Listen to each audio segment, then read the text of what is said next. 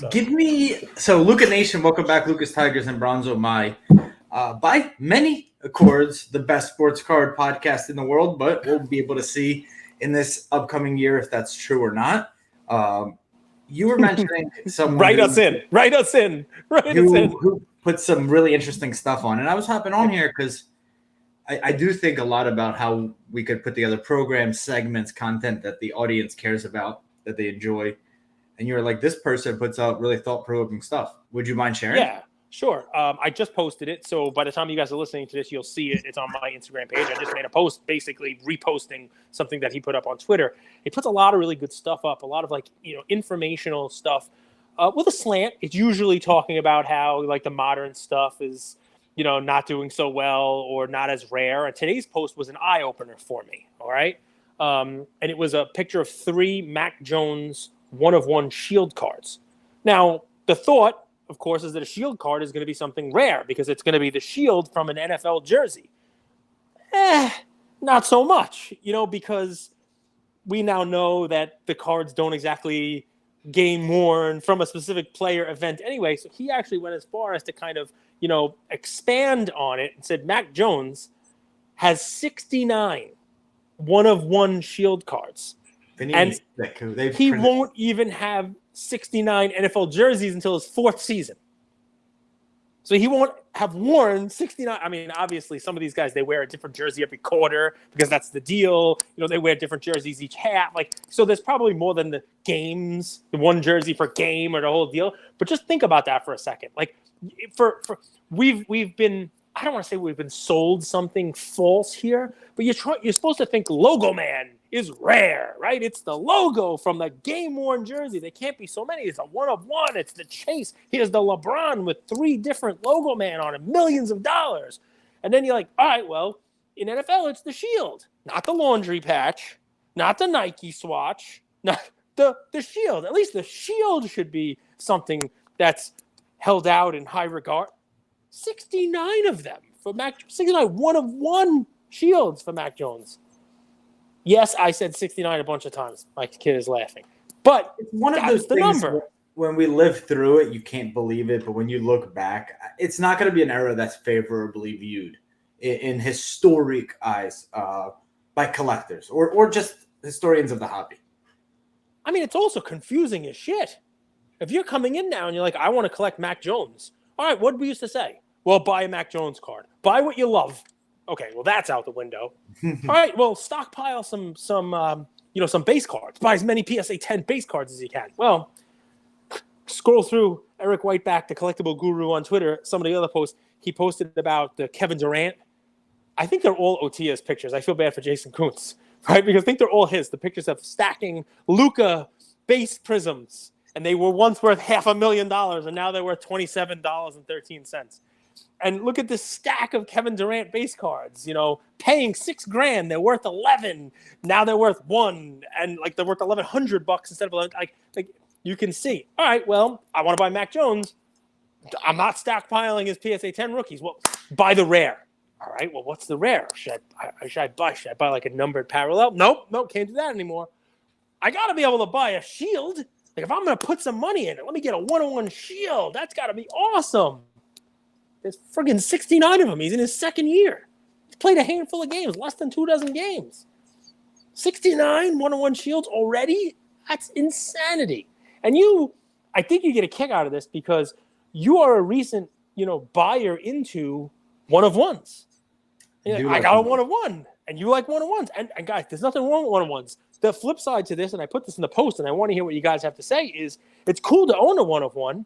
And if somebody has 69 shields, how many other one-on-ones are out there? Laundry tags and Nike swatches and gloves and eye blacks and whatever the hell else.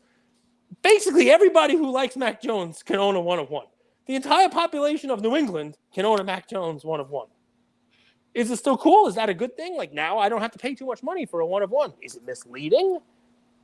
Is it bad? Is it good? You like one-of-ones. I like one-of-ones of Mahomes, but I've been thinking a lot about this. And what I'm excited about is PWCC getting into game-worn. And I'm specifically looking for game-worn Mahomes jersey. To the point where I would liquidate all of my cards and go 100% into that knowing what I know. And I know Mahomes doesn't have any game-worn jersey stuff. Okay. And he isn't game-worn. His stuff isn't game-worn.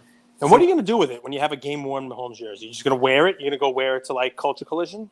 No, I'm gonna put it right here on my wall. You'll put it on your wall? Okay. You frame it up, put it on your wall behind you. Definitely. Why not? I don't know. That's one of the discussion points about, game worn or game used memorabilia versus cards. Because it's going to fade through with the sun.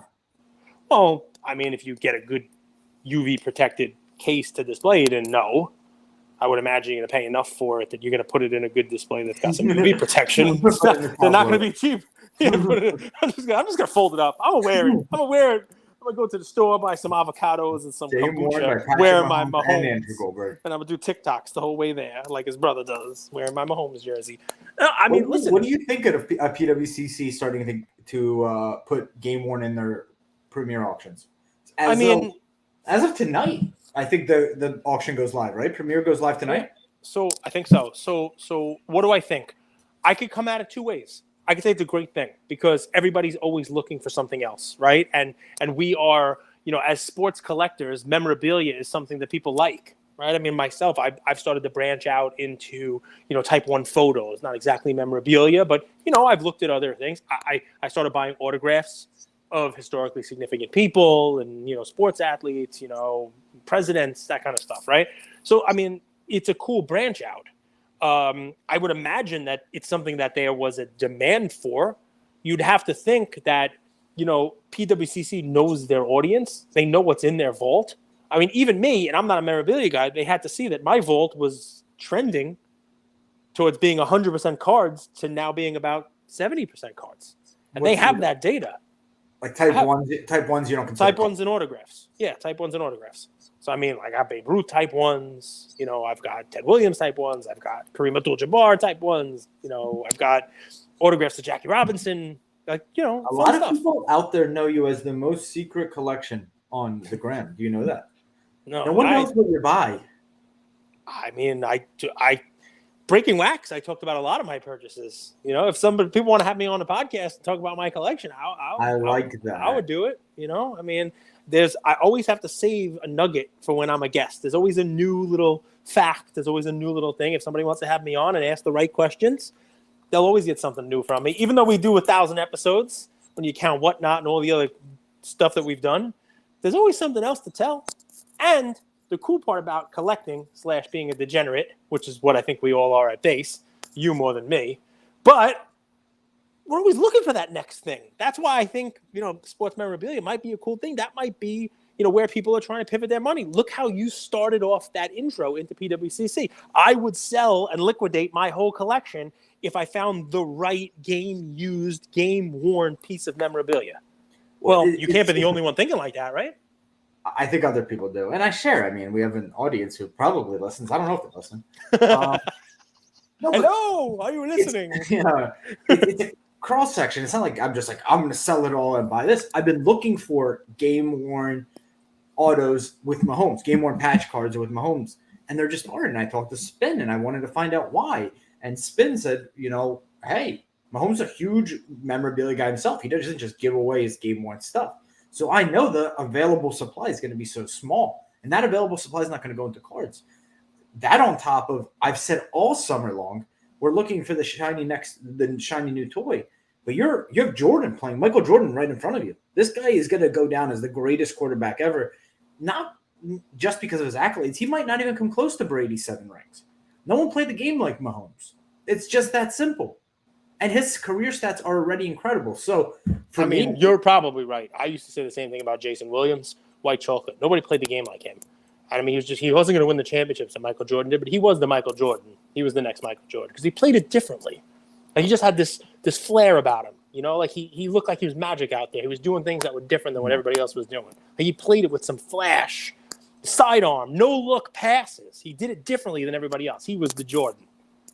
Does that sound ridiculous? I obviously took it to the next level. Thank you. Yeah, I mean, but I do yoga now, guys, so like much more zen. That was the stupidest shit I've ever heard. Mahomes has an MVP, a Super Bowl, and the fastest to 20,000. One MVP, one Super Bowl, And who cares that he's the fastest at 20,000 yards? No one runs the ball anymore. There will be people who get to 20,000 yards faster than him. There's literally no more rushing the ball in the NFL. You can't compare him to the people who came before him. But that's not the Ray won seven titles. And now but Mahomes is the Jordan. I have never crazy. So we have become such a culture of moving goalposts. I don't even understand how it works. Like everybody, you have to win a championship. You win a championship, you have to win two. You move the goalpost. You said, Mahomes is the best. He's the greatest ever. He may not win the championships, but he's the greatest ever. 7 rings. Okay, he might not have 7. All right, so he might have 7. So how's he the best? No one plays the game like Mahomes. What does that mean? No one plays like him. Does it mean that he makes different kinds of passes? I mean, no one plays the game like Lamar Jackson either. Right? He's throwing for 300 and running for 100. No one plays the game like Kirk Cousins. He managed to play in the NFL and be terrible. I mean, like, I could say this about a lot of people. Honestly, guys, I don't care if you buy or listen to what Mahomes thing. Like, I don't know what to tell you. Like, how about this? Mahomes, right? What does it take this year for Mahomes to at least keep him on the trajectory that you can continue saying that he is Michael Jordan? Does he have to win an MVP this year? I think he wins the MVP. But if he doesn't, does that lessen your argument? Does he have to win Super Bowl? He has to play really, really, really well, you know? Yeah, I get it. But Aaron Rodgers is playing really well, too. I mean, Tom Brady has a better touchdown to interception ratio than even Mahomes. Here's why I'm hesitant on the MVP. MVPs are sometimes a little bit political. I'll give you that. He has to put together an MVP season, and he does. He's the number 1 guy in QBR. Okay. People don't care about that stat either. No, they do care about it, and it's 4 weeks into the season, and he wasn't number 1 in QBR 3 weeks into the season. So it's cherry-picking stats this week because Lamar Jackson threw a couple picks this week. I think they're going to be the number 1 seed. He's going to lead the league in TDs. He's going to have the highest QBR, and I think he wins the MVP. Okay. Listen, when that happens, I still won't say he's the Michael Jordan, but I'll say it's a little less ridiculous. Dude, I got to tell you, man, I think a lot about culture and what we're building at Luca Nation. And in sports, it's hard. Like, I look back and I miss soccer a lot because it was like the first thing I was really great at, right? When you're really great at something, you have a different confidence about it. I'm such a young little sheep, you know? Not really. You've been doing this for 1,000 episodes, dude. You know what you're doing. What I love about the Warriors culture is 4 months after winning. Look at that pivot. Such a pro. These guys are brawling at practice. And the optics, you could say whatever you want. Looks unprofessional, looks bad. What are you doing? Draymond, you're nobody. What I take from that is they just want to win, man. I mean, doesn't it sound to me like The Last Dance with Steve Kerr saying, hey, I had to stand up to Michael Jordan. We got into it. You know, Jordan was ready to fight us all. Doesn't it sound exactly like that? I mean, I guess when you're winning, we'll never know what was behind it. We'll never know. But to me, the first thing I thought was, wow, Draymond's trying to get something else out of Poole. Draymond's trying to take Poole to another level. Draymond's trying to push some buttons. Maybe Poole didn't like it. But 2 months after winning a championship, and we know this. Like, getting to the top and then trying to stay at the top, it's a different level. And to see that, not like people win and then like let's take a few weeks off. It's hard when you're the top. I mean, sports card nonsense. We're coming for you. I mean, clearly you are the top. You're the pinnacle of podcasts in the industry. So we're coming. People's like it's people get complacent by nature. We've seen it time and time. That's why you see so few times champions repeat, and why when people were like 6 in a row, we're like, that's incredible. Yeah, it is. Just seeing that was cool. That was really interesting to see. And I love that they pushed the pretty boy. And I was buying Jordan Poole. I'm like, man, can I not stay out of like this? So like, let just Jordan Poole come out and put up 50 and let me have some. But like they pushed the pretty boy, the next guy up. They're like, how you want to take Clay's spot? Show us how bad you want to take Clay's spot. Because Clay is not just going to give that up to you. You want to take Curry's spot and be the next guy? Show us how bad you want it. And that was cool, man. That's my. I mean, what if Draymond just punched him in the face? He did. What if it was just because I don't know, Poole dunked on him and Draymond didn't like it and Draymond punched him in the face? Like we're reading into it. Is it because the because we just assume the franchise is that good. We assume these guys are champs, so they know what they're doing. Isn't it also just possible that, like, you know, Jordan Poole showed up to practice with Chick-fil-A for everybody but Draymond, and Draymond just punched him in the face? Is that also possible? Because I would punch him in the face for that. No? I think it's because deep down we know that if I could punch you in the face and we could go our separate ways, call each other, be like, yo, we're still boys, we're still in here for a common mission, it's a deep bond. I do believe that. Anybody who's played sports, at the end of the day, you need to know that your guys have your back. It's the same thing in business. Like, oftentimes we disagree, argue, raise our voices, have passion. It sucks in the moment when the tempers are hot, but when you step away and you're like, damn, we both want to win so much. We really fucking want it, man. And that commitment, that singular vision, because it's hard out here, dude. It's hard. It's hard out here. It's hard in business, and you can't win alone. So hard out here for a pimp. Hard out here. You got to know that the people next to you are in it as much as you are. And I think the only way you're able to see that is if there's a little stress added to the situation. Cadillac and gas money spent. Fight, flight, or freeze. Dude, I love you. Because you just let me do my stupidity. And you're right. But we're going to, you know, I mean... What are you guys out there? You guys fight, guys? Are you flight or are you freeze? What's your response? Fight, flight, or freeze? I'm curious what you guys say. I mean, it really depends what happens. If somebody comes to practice with Chick-fil-A for everybody but me, it's fight time. Like, I'm not flight. I'm taking their Chick-fil-A. Like, it is fight. It is fight time. It really just depends. Sometimes it's not worth a fight. Sometimes you just, all right, whatever. You turn the other cheek, as they like to say. In some if someone outbids you on the Reggie White Green PMG, is that a freeze? Come on. That is ridiculous. You don't like that card? You're such a dude. You don't understand. Reggie White is greatness. Reggie White is greatness. I love Reggie White. Okay. And Reggie White played when I was a kid, when I collected. I saw Reggie White in the USFL and remember it. Like, I remember Reggie White coming into the league in the 80s. I remember Reggie on the Eagles. I remember Reggie on the Packers. Your memory works fine. You know this. Reggie was one of the best, if not the best, defensive players ever. Tell me why all of a sudden we're going to collect defensive players. Because he's an iconic defensive player. Because why? He's an iconic defensive player. So? And it's a color match. You don't care? I mean, I love the Wharf and everything, and he makes a very compelling argument about a lot of these football cards that they're getting great prices, but I'm not buying that card. That's craziness. Can I tell you something? I actually pasted this card into a text message. I'm like, I'm not going to send this to Gage because I kind of don't want to deal with this right now. But I thought that was a card right up your alley. No, not at all. Because it's a defensive player? Yeah. Because it still comes down to supply and demand. And even though that card will probably set a record for Reggie White cards, right? Because when you think about it, what other cards of his are out there? The USFL is not a rare card. It is rare and high grade. The 86 is also not a rare card, but it is rare and high grade. The red PMG doesn't come up that often. The green never does. So it has the scarcity. It 100% does. You tell me before, I'll be honest with you. Let's just take it down the road. Before the amazing Wharf post, and he is very good at what he does. All right, he generates a lot of energy for cards that are being sold that week in the auction. You tell me when you thought to yourself, I need to add a Reggie White card to my collection. Now, be honest, don't be a dick. Deal. It never happened. Three things. Ever.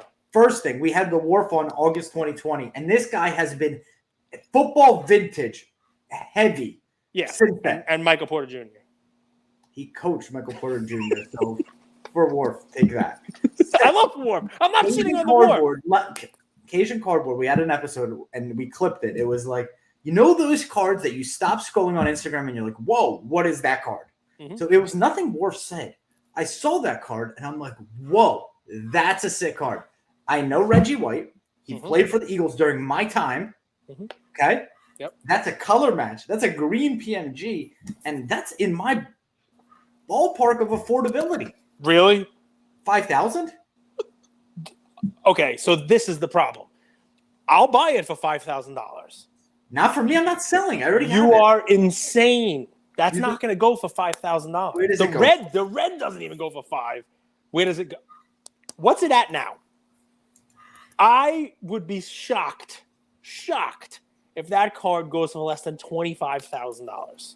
Shocked. And that's why I'm not buying it. There's a very big difference. At $5,000, hell yeah, bring me 4 of them. It's not $5,000. The red sold for more than that. It's at 2,800 right now. So I have the opportunity to stop this auction, and I'll buy it for 28. And I'll leave for but 5. if you can get it for 2,800, I'll buy it for you for $5,000. Very quick. Go ahead, dude. Go to the post. Go to the post office every day. Not the post office. Go to Wharf's Post, and it has the prices of the red and the USFL.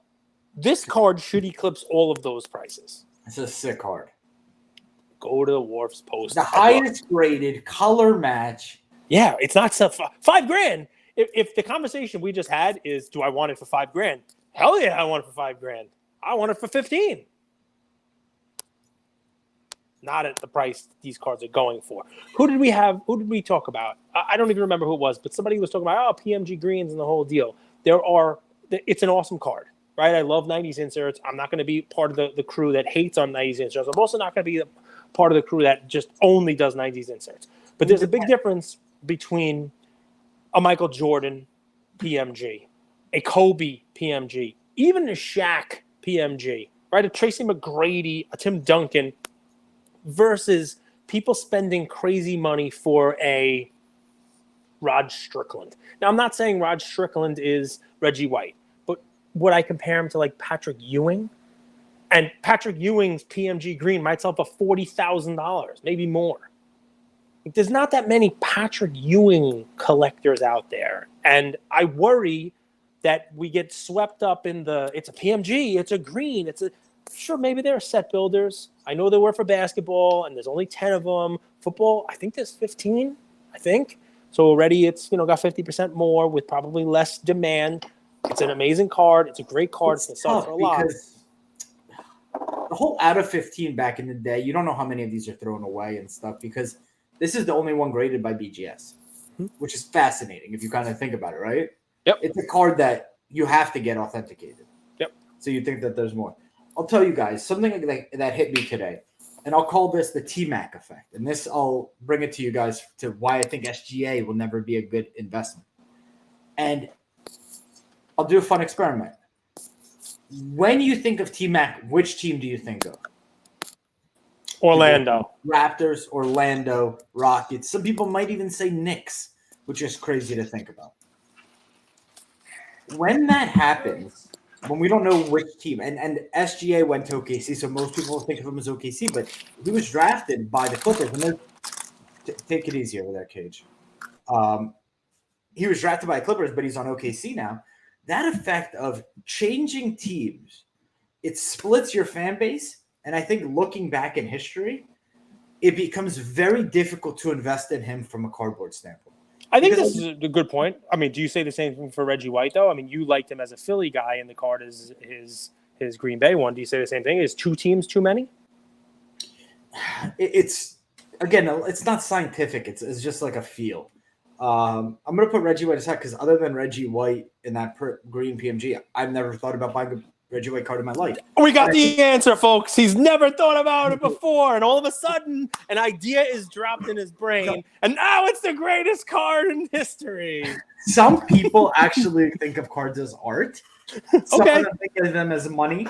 Until the same artist makes the same art on the same card, but people are wearing jeans in them, and all of a sudden, the same people who liked it as art now want to use it as toilet paper. Dude. Have you seen Picasso's art? Do you even know Picasso was like in the 70s and 60s? I thought he was like from the 1500s. Yeah, I own a Picasso. Okay, how hideous is his art? It's stupid. It doesn't even make sense. It's a different kind of art. It's cubism. And he also spurned a lot of great artists. One you might like, his name is Max Weber, an American Jewish artist. He studied with Picasso, and he made great rabbi pictures. One looks just like you with that little beard. And it's like cubist. It's a little crazy with shapes all over the place. It's a lot of good stuff, man. I love Picasso. Art is in the eye of the beholder. But what I'm telling you is the same artist, the same art, the same design, the same foil, the same stuff. But it's not the one that they have. So now it sucks.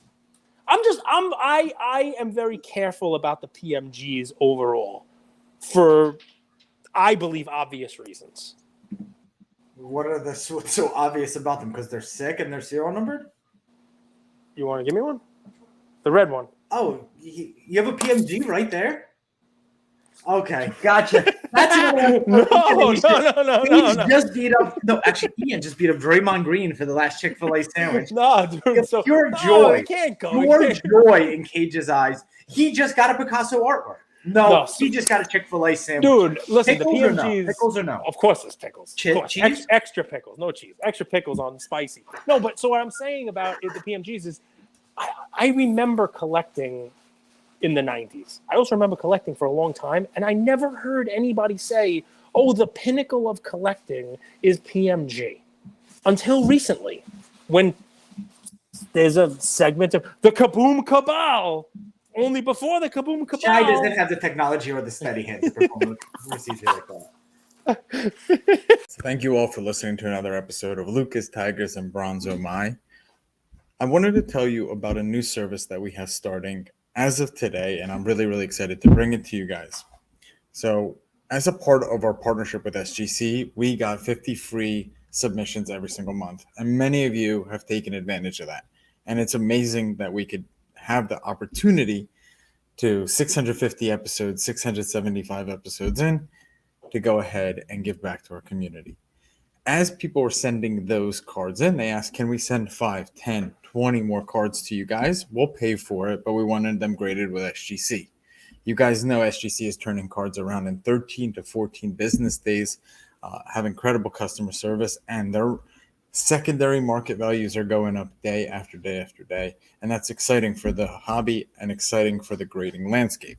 So we didn't want to just rush into it. We wanted to do it right. And what we did was I relocated here to Boca Raton, Florida. I opened up a P.O. box maybe 5 minutes away from SGC, and I will be hand delivering and hand picking up the cards. So you don't have to worry about anyone else touching your cards. It will be me, and I will update you every step of the way. So here's how it's going to work. I'm going to personally pick up the cards from a P.O. box, prep them, new card saver, new penny sleeve, and deliver them to SGC every single Tuesday. Why Tuesday? Well, it lets the stragglers over the weekend come back through on Monday and gives me a day to prep, and it basically gives SGC the entire week to work on grading those cards. Once your cards pop, only then at the end of the process will you be paying for the service. It's $25 per card, simple as that, and the turnaround times have never been faster. We're hearing right now 13, 14, less than 20 business days. So there it is.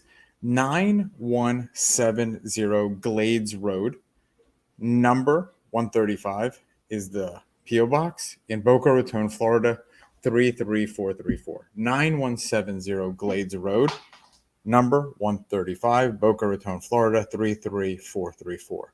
Of course, you could shoot me an email or shoot me a text anytime, and I'm always available. Many of you already have my email. It's iamandrewgoldberg@gmail.com. or my cell phone number, 215-519-9154. Reach out with any questions. I could walk you through the process. I've hopped on the call with quite a few of you, and I'm happy to do that. Love you, Luca Nation.